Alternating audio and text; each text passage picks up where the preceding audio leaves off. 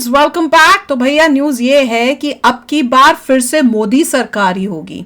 तो Modi ji third term आ ही रहे हैं, क्योंकि अभी न्यूज आ रही है कि जो कौन है गठबंधन वाले वो उन्होंने मान लिया है कि वो मोदी जी का साथ ही दे रहे हैं। कंसेशन चाहिए होंगे, बीच में कभी भाग लें तो वो तो है। अब इन्होंने ऐसी ऐसी डिमांडें की होंगी, अकड़ के होंगे कि भैया अब हम जितना खा सकते हैं खा लें। पहले की थी, इसमें लिखा था कि जो भी टीडीपी वाले कह रहे हैं कि आंध्र प्रदेश को सबसे प्रीमियम स्टेट बनाओ, सारा इंफ्रास्ट्रक्चर वहीं होगा, सब कुछ वहीं होगा।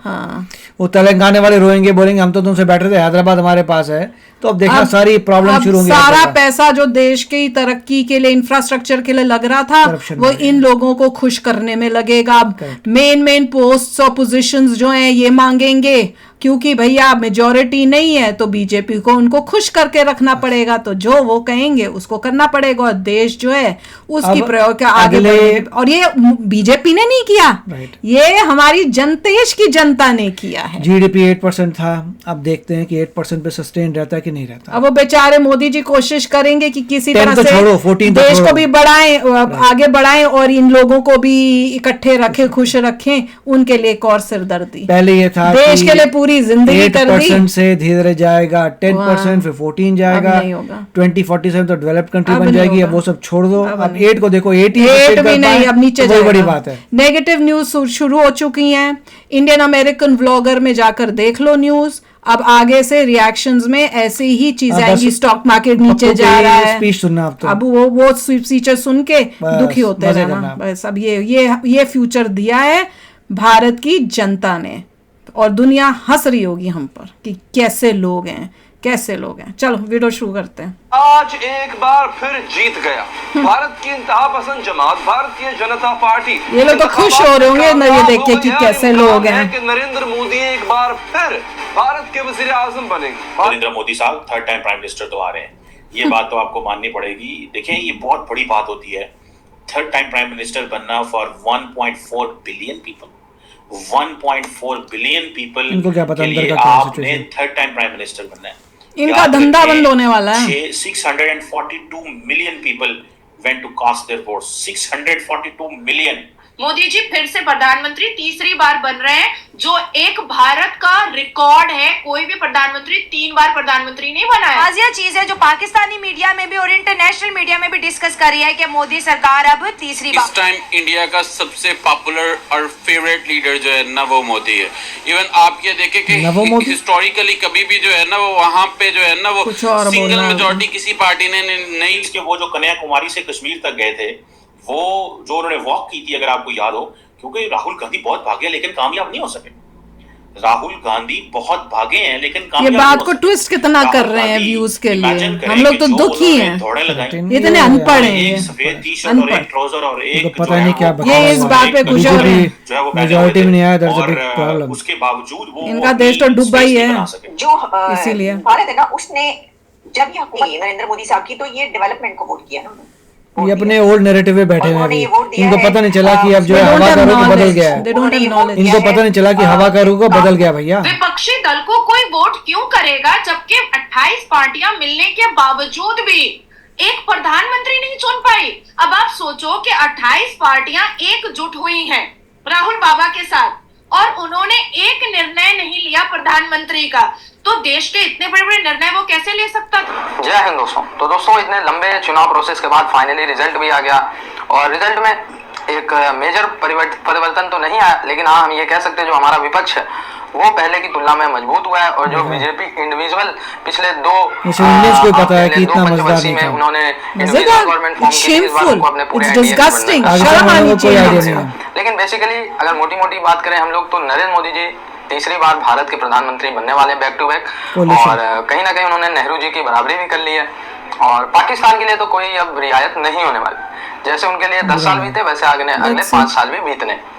ठीक है, तो उनके लिए कोई खुशी की खबर नहीं है। ठीक है, हालांकि पाकिस्तान ने पूरा जोर लगाया था कि राहुल पार्टी, कांग्रेस पार्टी को बहुमत मिल जाए, वो सत्ता में आ जाए। मोदी को वोट मत करो। हम ये कह सकते हैं कि भाई कुछ हद तक कांग्रेस पार्टी ने अच्छा प्रदर्शन किया, और उनके अलायंस ने, बाहर के लोगों ने कर दिया, उन्होंने भी बहुत अच्छा प्रदर्शन किया है।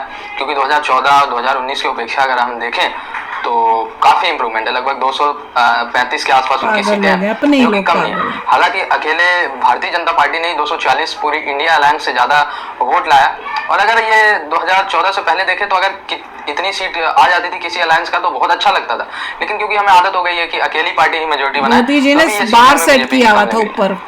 प्रधानमंत्री मोदी ने वाराणसी से अपना चुनाव जीत लिया है, तो इसके लिए आपको बहुत बहुत बधाई। और सुबह जो बीजेपी मुख्यालय पर लड्डू बन रहे थे, अब आप उन्हें पूरी ऊर्जा के साथ, पूरे जोशो खरोश और एनर्जी के साथ बांट सकते हैं। हैट्रिक लगाई है वाराणसी। देश की जनता ने सोचा कि भाई 10 सालों में मोदी जी ने जो इतना बड़ा काम नहीं किया सोचा है, पूरे देश को एक खंडर से शीश महल नहीं बना दिया सोचा है, तो भैया हम मोदी जी को ही वोट देंगे। और एक ऐसा व्यक्ति जो कंपनी में जाता है तो 400 पार पीएम ने बोला था, 200 क्या 95 दिया, वो भी अब ये लोग न्यूज़ नहीं पढ़ते, क्या नहीं पढ़ते, I don't know क्या बोलते हैं। 3 महीना एक ही गाना गाया शोएब, क्योंकि मैं सारे नेशनल डिबेट्स पर थी।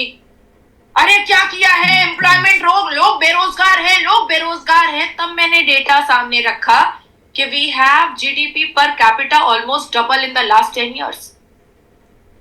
जीडीपी का जो कैपिटा है उसको डेटा में निकाल, जनता को जो कैपिटा है, मैं जो बात कर रही हूँ वो मैं डेटा के हिसाब से बात कर रही हूँ। जीडीपी का जो कैपिटा है, ऐसा कुछ होता है क्या?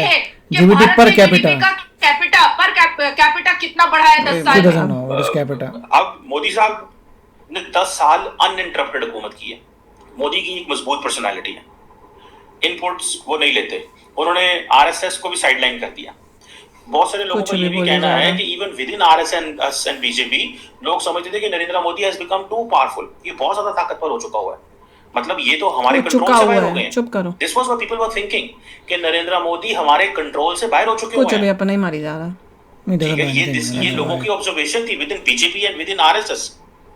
सो ये चीजें जो हैं वो हमें सामने आती हैं, लेकिन Narendra Modi still is a candidate for the prime ministership. जो इन लोगों को पाकिस्तानी चैनलों को देखते हैं ना, यही वो लोग होंगे जिन्होंने देश को डुबाया है। पाकिस्तान के लोगों को पता नहीं चला कि लोग इसलिए उदास हैं क्योंकि बीजेपी कॉमन सेंस नहीं है, अभी उनको पता नहीं चला। They have no knowledge, no common sense. Bharat के लोग जो हैं दे डोंट नो कि उदास हैं क्योंकि बीजेपी को फुल मेजॉरिटी नहीं मिली है। उनको कोalition में जाना पड़ेगा और लोगों की देखभाल करनी पड़ेगी, तो इतना अच्छा रिजल्ट नहीं आया।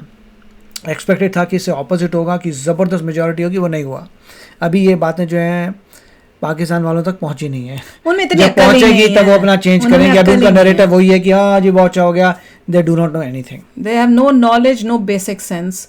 पर मैं एक चीज़ ज़रूर बोलूँगी कि ये जो मोदी जी तीसरी बारी बन रहे हैं, ये सिर्फ उन लोगों की वजह से हुआ जो समझदार थे, पढ़े लिखे थे, जिन्होंने मोदी जी को, बीजेपी को वोट दिया। तो एटलीस्ट आप अपने, अगर आपने मोदी जी को वोट दिया तो अपने कंधों पे अपने आप को टैप करो कि हमने देश को बचा लिया।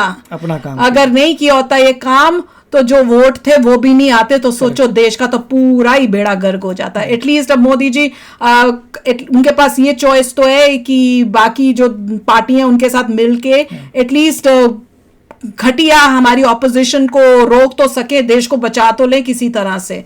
और जिन लोगों ने बड़े खुश हो रहे हैं कि मोदी जी हार गए, ये हार गए, बेटा तुम वेट करो, बाद में यहाँ बैठी हुई मैं तुम पे हंसूंगी, फिर मैं तुम्हें बताऊंगी कि भैया क्या काम किया तुम लोगों ने। गरीबी आएगी तो सब नजर आ जाएगा। गरीबी, तुम्हें बेरोजगारी और तुम्हें इन्फ्लेशन दिख रही थी ना, तो अब देखना क्या होता है तुम्हारे साथ। अब करप्शन, वो तो थी, अब करप्शन भी आएगी। जो गुंडे आएंगे तब क्या हाँ, वो भी देख लेना, सब कुछ देखते जाना। अब हंसते जाओ अभी, उसके बाद रोना तुम ही लोगों का शुरू होएगा, तुम ही सबसे पहले रोगे।